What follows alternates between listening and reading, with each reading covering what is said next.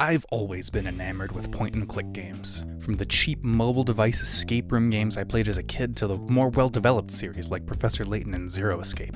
I'm sure even a few of you recognize that 90% of my background music is from Hotel Dusk Room 215 and Last Window, The Secret of Cape West, two of what I consider to be the most underrated point-and-click DS games of all time. They even put my guy Kyle Hyde in both Super Smash Bros. Brawl and Ultimate, and yet nobody seems to know who he is. But that's unimportant right now. What matters is that I love the genre. I'm so used to these types of games being based around relatively normal mysteries that I was caught a little off guard when I acquired a free copy of Bulb Boy. This is a point-and-click horror game with an incredibly strong art direction. I initially thought it was just some obscure indie game, but it's popular enough to have gotten ported to mobile, Switch, Xbox, and PlayStation, which makes me even more baffled that I hadn't heard of it before since it seems right up my alley. But that's no longer a problem, because I have a copy and we're gonna give it a shot. The story begins with you, a little boy with a light bulb head, preparing for bed with your grandfather and dog. Grandpa is out cold on the couch, so you break the TV's power button before deciding to pretend like nothing happened and just unplug it from the wall socket instead. After stealing Grandpa's dentures like the gross little bulb gremlin you are and throwing them into a fish bowl, it's time to get some shut-eye. A dark mass of tentacles that sounds like it swallowed the devil's spare walkie-talkie descends upon your home. This nightmare sphere quickly begins mutating different things in your house into horrific demon spawn. Your job is to try and stop it. This plays just like any other point-and-click game. You point, you click, your character moves around. Simple. Solve puzzles, try not to die. So you're catching some Z's and then suddenly you jolt awake screaming. After giving your adorable toy rabbit an equally adorable hug, you decide to go and try and find Grandpa to tell him about whatever woke you. Okay, change of plans. Mr. Spider seems to have implemented a bug toll to pass through your own doorway, so you're off to go and get some delicious victims for him. One is in your drawer and it's built-in obstacle course. One is underneath the bed and what the heck is this? Well, it seems like having a light bulb for a head comes with some advantages, like immunity to electricity. You throw some bugs at the spider and he blows the hell up. You unleash a hearty gremlin chuckle. Your first victim of the night has met their fate. You take your leave as Mr. Bun Bun's nightly demonic rituals have finally begun to show results. His eyes glow a vibrant red as he mutates into a bunny with a proportionally larger head than he would naturally have. Very spooky. What? What's going on? We hardlocked it? We hardlocked it. 10 minutes in and the game is broken.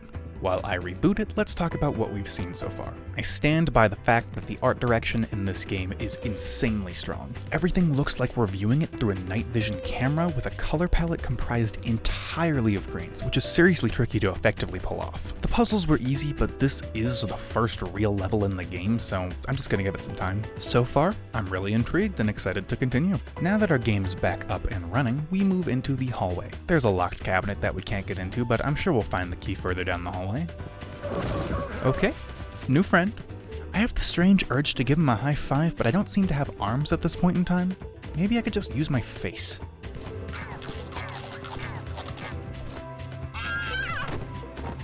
I am beginning to think this arm is not our friend. This is where the devs begin using Bulb Boy's design even more to their advantage. It's already really cool that he's one of the only light sources in each of the rooms, but his head is also completely removable. His body and head can operate independently of each other, making stunts like this possible. You grab a key from behind a framed picture of a key and return to the start of the room with a helping hand. In the cabinet from earlier is some oil. Moving to the far side of the room, you see another friend. Maybe this one will give a good high five. Ignoring the fact that you just somehow duplicated yourself, you hop back over, take a pit stop to grab a shank from the window, and begin assembling a minion to get your revenge. Grease his joints for maximum mobility. Attach the shard to give him a scythe akin to that of the Grim Reaper. Wait, he doesn't have a head. I guess you need to take matters into your own hands. You chop your foe in two, letting out another bout of maniacal laughter before realizing you didn't have enough oil to lubricate your knees. Back to the old body it is. Hold up. We need to have a little chat. I think Bulb Boy might need some professional help. The little guy keeps laughing when the things around him die. That cannot possibly be healthy. Oh, hey, don't mind us. We're just having a friendly chat. We will be right there, okay? Okay. Have the authorities on speed dial. Uh-oh, looks like Grandpa's hurt. Or asleep. It's kinda hard to tell with him. You try to coax a reaction out of him to no avail before grabbing his denture fishbowl and waterboarding him. Oh, our duplicated head again. This is a glitch that will continue throughout the run. It's not a harmful glitch, in fact it doesn't really do anything, it's just really distracting, especially with how frequently it's happening. I'm shocked they haven't patched it out in the 7 years since the game released. But whatever, I guess you should merge with the ghostly apparition of your head and continue on. The screen fades to white as you're sent into a flashback with a very dapper looking Bulb Boy. Nice hat. You're at a picnic in the park trying to play catch with your dog when a winged creature steals your ball thinking it's their egg. You poke a nearby beehive with the power of your terrifyingly long arms and a stick, scaring the creature away before sending an actual egg up using the same methods. Now you can throw your ball in peace. You fool. You attempt to retrieve the ball, struggling with how ridiculously delayed all the animations are for this single segment. Seriously, there is a full second of input delay every time. Now that you have your ball back, you throw it, but your dog ignores it.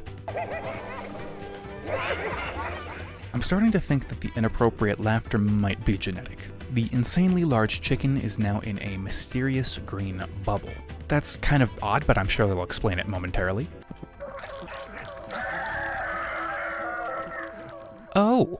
The bird from your memory starts chasing you, so you utilize the power of decapitated pighead vor to save yourself. The fool doesn't notice a thing, probably because of the whole not having a head thing. Man, I don't know about you, but seeing that chicken made me kinda hungry. You start grabbing an assortment of random garbage and throwing it into a baking tin to create a delectable midnight snack. Aw, look, it has a little face! Wait, bird, that's my food!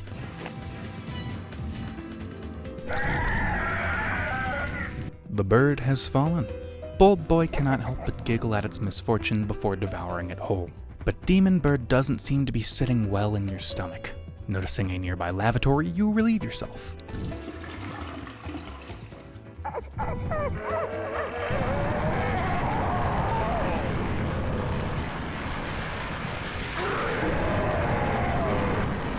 This game is getting really gross. I know there's a massive demon made of your own feces looming over you, but you should probably wash your hands first. You know, personal hygiene is important. Another victim. Bulb Boy begins to laugh once again. Oh, karma, I guess. And bad animation. That was entirely on the wrong layer. You are dragged kicking and screaming into another flashback, where this time you play as your flying pet dog. Your owners are trying and failing to fish, probably because Bulb Boy down there isn't using any bait. You could help, but first, that frog is looking at you funny. You gulp up some lake water and relieve yourself on a tree so that it produces some delicious flying piss turnips. You feed your new friends to the frog and send him into the stratosphere. Another victim added to the tally. I guess you should probably go and bring some bait to Bulb Boy now. Hey, it actually helped. I think that is supposed to be a spray of water, but it just looks like you chopped the limbs off of one of those inflatable flailing mascots. But look, there's a worm in the green bubble now. Since we fought a chicken last when it appeared there, it sounds like it's time to wrangle ourselves a worm. Oh, never mind, you're just dead. A very stylish electric eel swims nearby and decides to make sure you're dead by electrocuting you. Unfortunately for them, you are still very immune to electricity. In fact, that attack just jolted you back to life. But you don't really have a body, so you just roll your head instead. You try to ignore the obnoxious wails of these leeches, but struggle to do so as they only have a few different sound effects that they like to sound off over and over again multiple times per second. You roll around, find a dead chicken robot thing, and find an even more dead fish. I wonder how he died. The poor guy looks kinda sad, honestly. Bulb Boy, what the fuck? Bulb Boy has now somehow possessed a cadaver and is now swimming around using it. I suppose we shouldn't waste this horrifically messed up opportunity. You use this new ability to swim to a new area only to find our foreshadowed worm from earlier. Below the beast, you meet a blob that wants a snail. After giving it to him, he returns the favor with the gift of an active naval mine. The worm initially doesn't seem to want it, but after getting him wasted, he warms up to the idea. The thought of overcoming another victim amuses Bulb Boy to his very core. He moves forth into another flashback. This time, you play as Grandpa, who really wants to water this plant. Well, I see a few options we can try. Come on, Grandpa, let's go. Is that seriously how fast he walks? Okay, you shoot a firefly, the dog knocks over the watering can, you water the plant, oh boy, it's a strawberry. Evil laughter ensues as we look at a bubble with a strawberry in it, revealing the next boss. Look, I've been trying to keep any super serious critiques out of the summary section of this video, but we need to talk about this. That flashback was very short. You take 3 actions. Hit firefly, grab watering can, water plant. That should take, what, like collectively 45 seconds? Each step took over a minute because of how slow this gangly old dude walks. It's not enthralling gameplay, it's just waiting. This is the only level in the game that I've actually taken serious issue with so far. It's just terribly done. Thankfully, it is very short. Exiting the flashback, you pop out of a pipe and see your pet dog tangled in some vines growling at a spider. The only things you can click on are this water spout and that plant pot, and since you get murdered if you try and grab the spout, your only option is to wait for the spider to get close enough for you to jump over him to get to the pot. Did you just... Okay, you know what? This is fine. Just gotta accept it. Just need to accept it. You just slammed into that spider and possessed its body. Let's grab the spout and get moving. So I found the strawberry. This strawberry expels this acidic goo, so you use it to drop a barrel of what appears to be toxic waste and stab the spout into the side of it to fill up a watering can. I guess it's more of a murdering can now?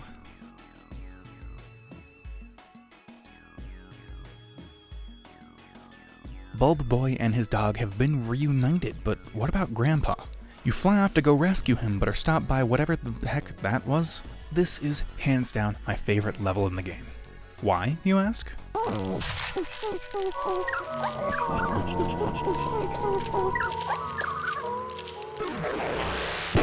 Truly beautiful. But seriously, this level is incredibly well made. You are in control of both the dog and Bulb Boy, which they executed perfectly by separating the 2 characters so that they can only have access to a certain portion of the map each. That way you can quickly click wherever you want for either character and have them move in tandem without having a disorienting character switching mechanic. Firstly, your dog finds some tape in the first aid cabinet. Bulb Boy completes a circuit and then uses a hole in the ground and his own head's light to clear a path through the darkness. Uh-oh, it's Mr. Bun Bun, and he has your body. You proceed to use your pet dog as bait while you go and retrieve said body. You literally kill Mr. Bun Bun with kindness.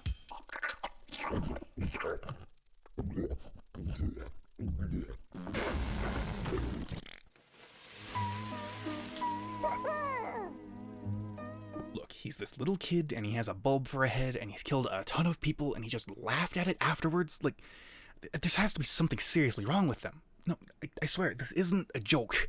Crap, he's looking just... Hey, Bulb Boy, just calling, my grandma. She wanted some Peggle tips.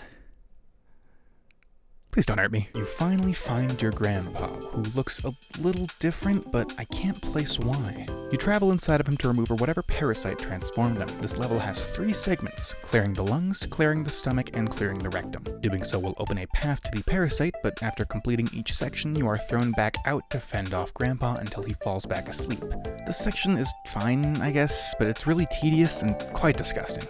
This game as a whole is revolting, but this part really takes it to another level. I don't want to have to rewatch more of this than I have to, so let's just cut to going through the path to the parasite. This is the final phase of the boss fight, where you use your tongue to poke it in the eye a whole bunch and try and close your mouth before it can spit some goo into you, turning you into a monster as well. After about 2 minutes of excruciating eye pokage, the parasite and your grandfather explode. But now he's somehow alive? Okay, never mind, he's choking to death. So now we can have a happy ending and a delicious chicken dinner. But first, let's turn on the TV and find something to watch. Very modest. So that was Bulb Boy. There was a lot that I liked and a lot that I didn't. Let's go through the positives first. The art direction was great the whole time. They even switched things up later on with the red so the game wasn't eternally green. The puzzles were also relatively well thought out. I loved the design for the main 3 characters and really appreciated the cool ideas that they had for using Bulb Boy's head. Plus, as I said before, the level where you fight the bunny was incredibly well done. That being said, there were also a lot of issues in this game. First and foremost, let's talk about the visual issues. There are a mixture of anomalies and glitches, as well as just normal animations that needed more effort put in. For example, look at your arm when you try and open the cabinet in the hallway. Sure, it's functional, but only using a single still image just makes it feel lifeless. There's a also the animation of the boat sinking, which I initially could not even identify as a spout of water. I thought it was a monster's arm, but those are the ones that just needed some more work. Here are some of my favorite of the unintentional visual anomalies.